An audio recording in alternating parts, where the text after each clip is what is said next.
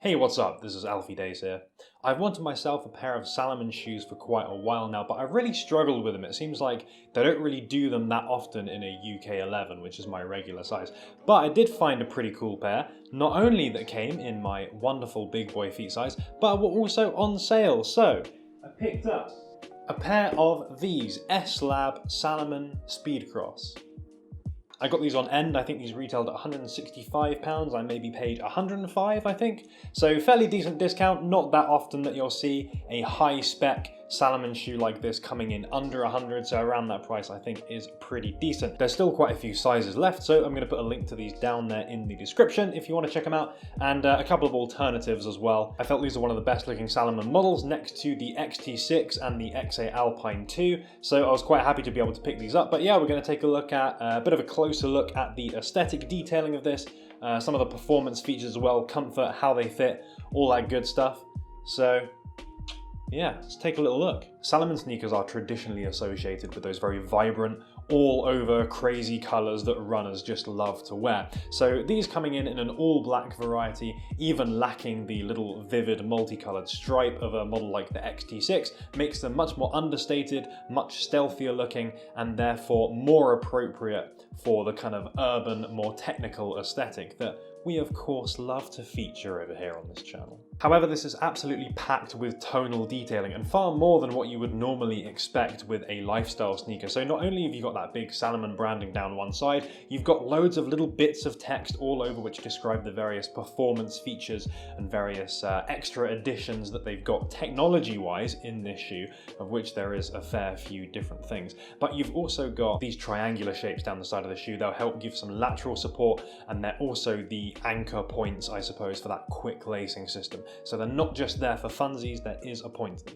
There's also multiple material changes across the upper, so you've got this mesh which has a little bit of breathability to it and it's quite thin, and then that's backed up with a thicker and more durable material towards the bottom of the shoe, towards the midsole. All of those features together give the shoe an undoubtedly performance-centric look, but I think it still retains that kind of futuristic element, and that is definitely what Salomon S-Lab kind of speaks to. We're doing things better, we're taking things to the next level, we're using techniques and designs and styles that have never really been done before. But that said about the sleekness, this is hardly a form-fitting racer, and that's partly because of the outsole, which uses these really big, aggressive-looking lugs, which again I think is something that contribute really positively to this look, and they give it that hiker-looking credentials, but again, it certainly doesn't look anything like a hiking shoe. Overall, the styling is definitely performance shoe first and fashion shoe second, and that's definitely going to disappoint some people who are out there looking to get something cool to flex with, go out there snapping some necks, especially when you're comparing this to something like the admittedly far more expensive BBS collab with Salomon that are kind of like, take the performance shoe but make it fashion. But to me, their aesthetic value is in how well they execute that high performance look, and I think the Speedcross does a very good job of that. These very obviously look like a performance sneaker, as I say, but it's a very different overall style to a traditional hiking shoe. It's very much the next generation on from that, and therefore this of course is going to sit very well with other futuristic technical gear as opposed to that traditional hiking stuff. But this isn't just designed to look like a performance shoe. S-Lab is not a fashion-focused line of Salomon. It's about product innovation, developing those new ideas, those new technologies, which can be used for those more difficult, more treacherous sports, like for alpine use and like trail running.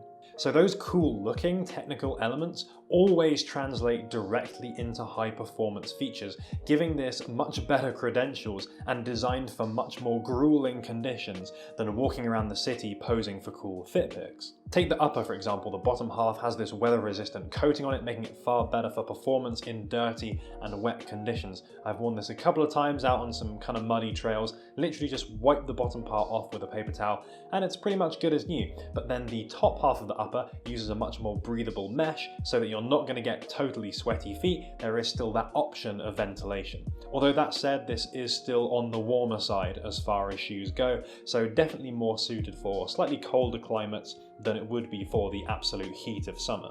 Those massive lugs, of course, are for gripping those more treacherous surfaces and softer ground. And from my experience, I've been out maybe 10 miles or so trail running in these.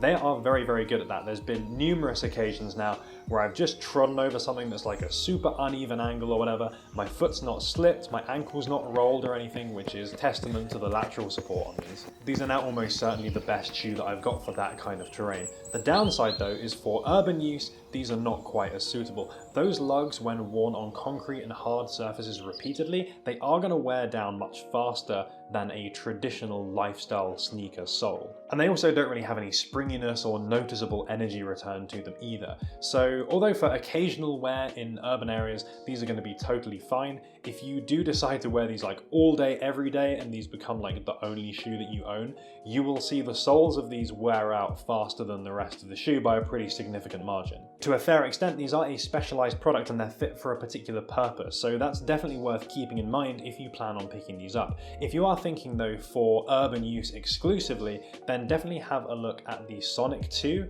It's not a dissimilar model, the overall aesthetic is pretty similar, although you're losing those big aggressive lugs, which means that it's far more appropriate for urban use. It's also a lighter weight and more breathable shoe. You are losing the cool quick lacing system, but overall they are going to be more appropriate for you. And they're also on sale as well, and there's a few sizes left of those. So if that sounds like it's going to be more up your street for kind of general lifestyle use, then I will put a link to those in the description also. On that topic of laces though, the lacing system of the Speedcross I think is really cool. It uses this quick lacing system, so there's just this toggle that you use to tighten up and loosen these laces. It's super quick to do, and a couple of seconds saved is extra video game time, which is perfect, and I think it provides really great unilateral tightness. I was a little bit skeptical because having used similar mechanisms on, for example, the Nike ISPA shoes that I reviewed quite a while ago, and there's been one or two other Nike shoes as well that have used this kind of cinching based tightening mechanism, and it's not always worked super well, but here is a much better implementation of that, and I think it's great. The buckle and the excess cord can be stored in the tongue of the sneaker if you want that super clean look, or you could just flip the buckle in there to keep everything nice and secure, or if you just want to get out running right that second, you don't have any time, don't have time to go stuffing the cable in there. In terms of sizing, many people say to go true to size on these, so that's what I did. I bought these in a UK 11, and I'd say that these are a pretty good fit, but they do feel quite snug, especially from a lateral perspective, although the length is absolutely fine. That means that although I didn't feel like these were too tight when I was running, they certainly don't feel like they have much room for maneuverability, and there is a little bit of a sense of feeling constrained in that forefoot area. They actually didn't have half a size up, but I would have been tempted to try that just to see how it compared. But something I did notice that was interesting is that many shoes do a one size difference between UK and US. So all my Nike shoes, for example, are a US 12, but these are described as a US 11.5. So had I gone for my true US size, I would have bought these half a size bigger. So I guess what I'm getting at is if you use US sizing, then true to size is probably going to be the one for you. But if you're EU or UK sizing, be warned that your true size is going to provide quite a snug fit. And if that doesn't really sound right for you, or maybe if you verge a little bit more on the bigger side of 11 than the smaller side, or of whatever your true size is, then definitely consider looking half a size up. Do remember as well, if you do use these for exercise, your feet are going to swell up a little bit, so you're better off going a teeny bit bigger than a teeny bit too small. But aside from that, these have a supportive and a sturdy feel on foot, and the shape of the sole does a very good job of supporting my entire foot. It's a very different scenario to the Flyknit Racers, for example, which are just chilling there in the back. Those are what I use for my road running shoes, and they have a very, very narrow instep, so it really doesn't feel like your entire foot is being supported on a shoe like that. The sole underneath feels very solid. It's great for softer ground use because you don't want like loads of springiness because you've got that in the ground already. And while that means that they aren't as suitable, they're not the most comfortable thing in the world for using on road, in my admittedly limited experience based on the current climate, I by no means found these uncomfortable for walking around on pavement or concrete. In conclusion, you've probably got the sense now that these are definitely a trail running sneaker. There's no doubt about that, and that is where the performance elements and where the styling is really going to shine best. And that's certainly how I'm going to end up using these, and that's really the reason that I bought them. So yeah, when it comes to running through those more uneven surfaces rather than road or track running, and also just for general hiking use as well, kind of regardless of condition, because these are both breathable and they have those weather resistant credentials too, which for those kinds of conditions is a really nice combo. That said though, I still think these will be fine for light wear in cities, because quite a few of those performance features can still apply. Quick lacing system, yeah, anyone can use that. The breathable upper combined with that weather resistant aspect too. Yeah, for wearing in bad conditions, that's no problem at all. The overall all black styling, the slightly more futuristic take, which I think that makes them more urban appropriate than it does the kind of hiker stuff. It's really that sole that's the sticking point, and it's not going to be as comfortable. It is going to wear out faster than some alternatives.